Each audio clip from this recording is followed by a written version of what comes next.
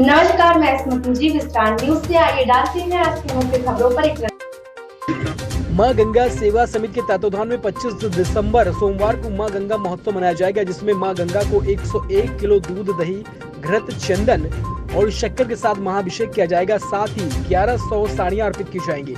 वार्ता कर रहे बाल योगी अरुण चैतन्यपुरी जी महाराज ने बताया कि विगत 47 वर्षों से कानपुर का काशी सिद्धनाथ घाट पर नेपाली बाबा की याद में मां गंगा महोत्सव मनाया जाता है।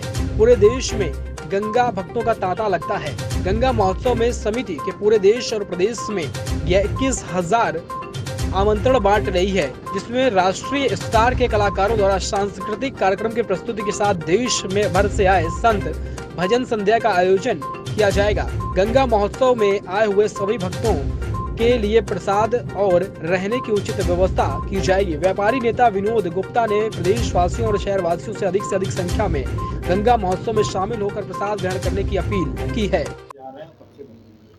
जाजमऊ स्थित सिद्धनाथ धाम दक्षिण काशी में विगत 46 वर्षों से मां गंगा सेवा समिति भव्य गंगा महोत्सव का आयोजन कराती है। उसी क्रम में इस वर्ष भी 47वां सिद्धनाथ धाम दक्षिण काशी जाजमऊ में 25 दिसंबर सोमवार को भव्य गंगा महोत्सव का आयोजन कराने जा रही है। और ये जिस सिद्ध महापुरुष की स्मृति में होता है वो नेपाली बाबा की उनकी वही समाधि है। और बहुत सिद्ध महापुरुष से नीम करौली वाले बाबा और दोरहा बाबा के परम मित्र हुआ करते थे। उन्हीं की पावन स्मृति में ये भव्य गंगा महोत्सव का आयोजन होता है। लाखों की संख्या में भक्तों की उपस्थिति होती है। तमाम ज्येष्ठ श्रेष्ठ संत प्रदेश और देश के संतों का जमावड़ा होता है। संत का प्रवचन होता है। तमाम जनप्रतिनिधिगण, उच्च अधिकारी और तमाम श्रेष्ठ गंगा के प्रति आस्था रखने वाले, ऐसे तमाम प्रकृति के प्रेमियों जिनके द्वारा प्रकृति का संरक्षण होता है, ऐसे तमाम समूह का वहाँ एकत्रीकरण होता है।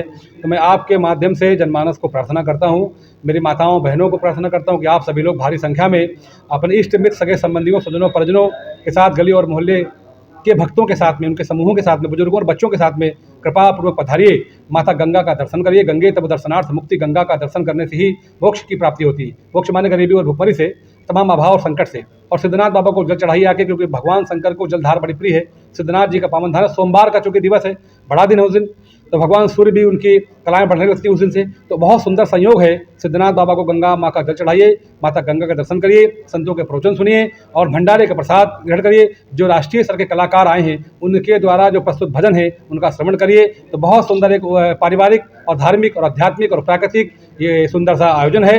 तो मैं पुनः यही प्रार्थना करता हूँ कि आप भारी संख्या में पधारिए, माता गंगा का आशीर्वाद प्राप्त करिए आके। चर्चित नामों में जो गंगा के भक्त हैं वही चर्चित हैं। आप मेरे लिए चर्चित हैं। आप अगर आस्था रखते हैं माता गंगा के प्रति, प्रकृति के प्रति, तो आप भी मेरे लिए अत्यंत आदरणीय है, अत्यंत सम्माननीय है।